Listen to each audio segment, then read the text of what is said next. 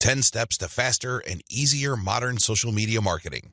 In this video, I'm going to give you an overview of the 10 steps I'm going to teach you in this training. This training is a product of many failed experiments.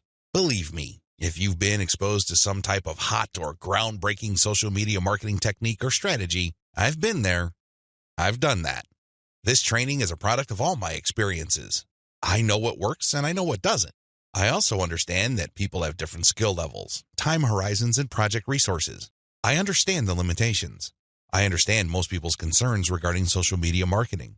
Accordingly, I've come up with a 10-step program that appeals to most social media marketers, regardless of how small or how big their budget is, and regardless of their skill levels.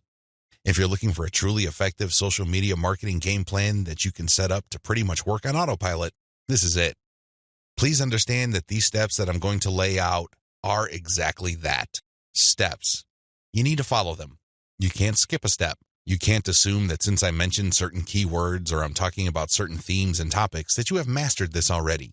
I need you to look at all this information with an open mind and pretend you are learning social media marketing all over again. If you don't have that mindset and you are all too eager to skip steps, don't be surprised if the plan that I'm teaching you will not work for you. How can it? You zip through it. You rushed. You skipped through certain key parts. You need to be patient with this program by going through each step. Don't go to the next step until you've mastered the step you're on.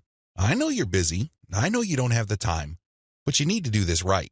Otherwise, you only have yourself to blame if things don't work out. Are we clear? Okay.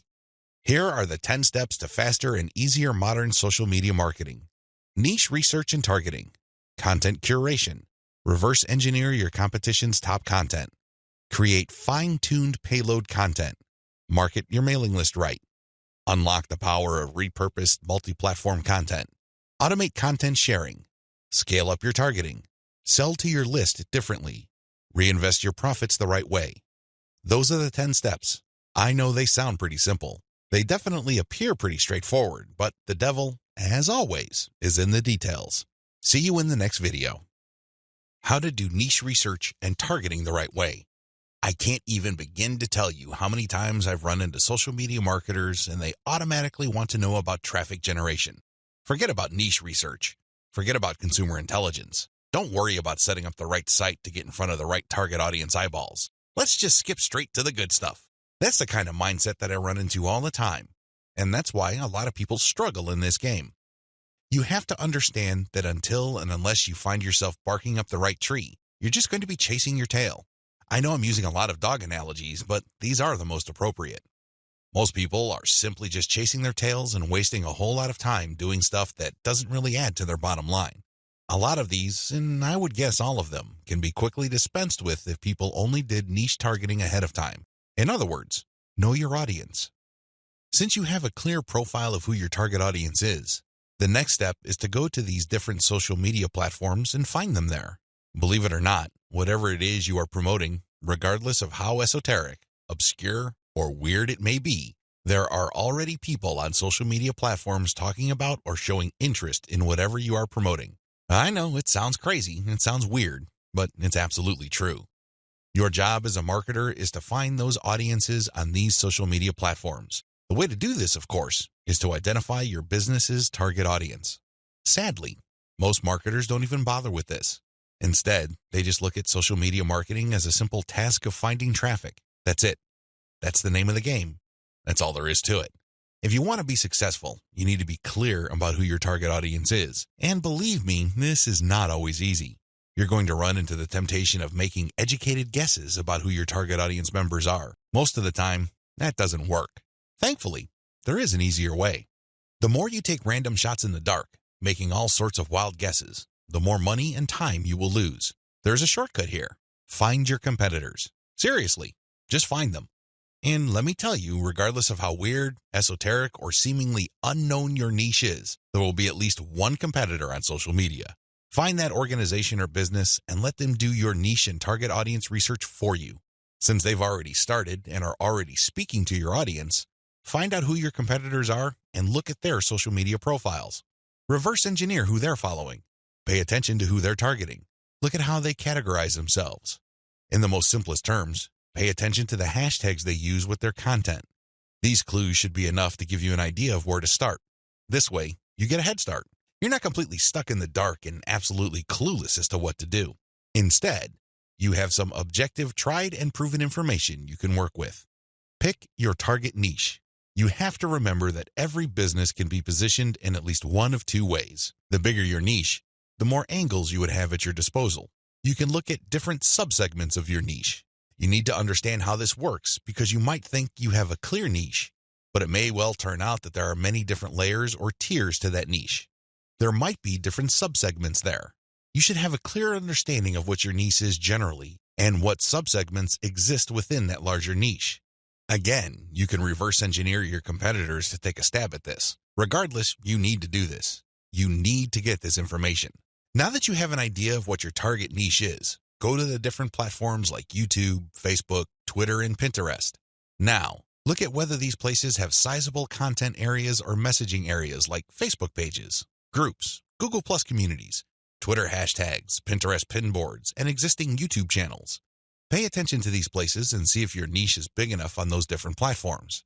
If you notice that a particular platform doesn't really feature that much content for your specific niche, this is a red flag. The demand may not be there. The audience size might not be worth your while. On the other hand, if you see there's a lot of videos regarding the topics that you're going to be hitting, this may be a good sign. But you need to do another level of analysis. Pay attention to the number of competitors you have. If there seems to be a huge number of competitors fighting over the same niche, then this is going to be a problem. But if it turns out that there's a lot of content targeting your niche, but they're only produced by a handful of people or organizations, this is an encouraging sign. Also, pay attention to how active your target audience members are. Look at the content that's being shared regarding your niche. Do you see a lot of engagement? Do people share this stuff? Is this hashtag quite prevalent? Look for these and other objective indicators of activity. When you wrap your mind around these indicators, then you should have a clear idea of whether you should target your niche at a particular platform or whether you should ignore a platform altogether. List out your niche indicators. While you're doing reverse engineering, pay attention to how your niche is indicated on platforms. These involve hashtags, categories, keyword targets, labeling patterns, and tags. Use these to do the analysis I described above. Again, in any niche, there are sub-niches. So your goal here is to find a sub-niche or a way of positioning your content so you don't run into a ridiculous amount of competition. You're still tapping into a sizable pool of demand, but you're not making things impossible for yourself by running headlong into well-entrenched professional competition. You will probably need to keep experimenting with different sub-niches until you find one that is promising enough. Content curation, your secret social media marketing weapon. Now that you have picked the specific sub-niche that you're going to be targeting, as well as finished doing advanced research on where your sub-niche or niche segment audiences are located on social media platforms, the next step is to find content. I've got some good news and some bad news.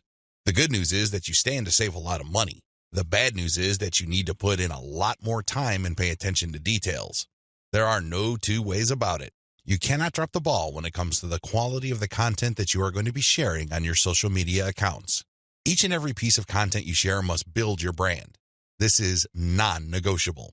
You can't just pick random pieces of content that somehow, some way has something to do with your niche. That's not going to help you get the right eyeballs. That's not going to help you establish the kind of credibility and authority you need to eventually convert highly specific and qualified traffic from social media into cold, hard cash. What is content curation? As I mentioned above, you stand to save a lot of money with content curation. This should be obvious. After all, you're not going to be using the content that you yourself created. Content curation is all about picking other people's content and sharing those materials on your social media accounts. This creates a win-win situation. Since you're sharing links and descriptions of such content, the creator of that content gets free traffic. You, on the other hand, get to build up your credibility because people are rewarded for following your accounts with highly targeted, highly specific, value-added content. Everybody wins. The user wins, you win, and of course, the original content creator comes out ahead. This is how it's supposed to work. You win big time because you save a tremendous amount of money not having to create a huge amount of original content. If you've ever tried to write your own stuff or outsourced content creation, whether in the US or to other parts of the world, it can get quite expensive very quickly. Content curation enables you to build credibility with your audience in a very inexpensive way. You use other people's content. You get to entertain them, build credibility, and gain their trust. The downside here is the time. Sure, you're not spending greenbacks, but you're definitely going to be spending time. As I mentioned above, you cannot be indiscriminate when you are trying to do content curation. Whatever goodwill you have built up for your brand will go up in smoke if people catch on to the fact that you are just randomly curating and spreading low-quality content that may have something to do with your niche. That's not going to cut it, not by a long shot. Adopt the right content curation strategy. Now that you know where your target audience members are on social media platforms, you build credibility by populating your social media accounts with highly credible, high-authority third-party content. This is called curation. In between those materials, you're going to be sharing your own original content. From time to time, you're going to call people to action to take a look at the incentives you're giving away for them to join your mailing list. This is how you play the game. When people follow you, they are rewarded with top-notch content. It doesn't really matter whether you produced that material or it was written by somebody else. Your followers get rewarded for following your account. They get niche-specific material. Eventually, you build trust with them because you only send them the very best materials. They start paying attention to your own materials. More importantly, they start noticing the content you share, which actively encourages them to sign up to your mailing list. This is the key. You intersperse your own original content. You create an impression of quality in their minds because you're sending only the very best third-party content. You then mix in your own original content, which is of the same quality as the other stuff you're sending. Eventually, they warm up to your brand, and this is where your call to action content comes in. You call them to action regarding the freebies you're giving away. Maybe you're giving away software, a booklet, discount codes, or even a full-blown book. It doesn't matter. You are ethically bribing them to enter their email addresses so they can download the incentive. That's how you build up your mailing list. On top of all this, when people join your mailing list, you call them to action to share the emails that you're sending them. Maybe you should ask them to forward that email to their friends. Maybe you would want them to copy and paste the material and post it on their Facebook wall. The best part to content curation is that it's very easy to automate. Seriously, this is one way of content promotion that is very automation friendly. You only need to get the URLs of the third-party content that you're curating and plug them into an Excel sheet. You then convert the file into a CSV file, which is then imported by social media scheduling tools like Hootsuite and Social Oomph. You don't have to manually enter anything. You don't have to schedule everything by hand.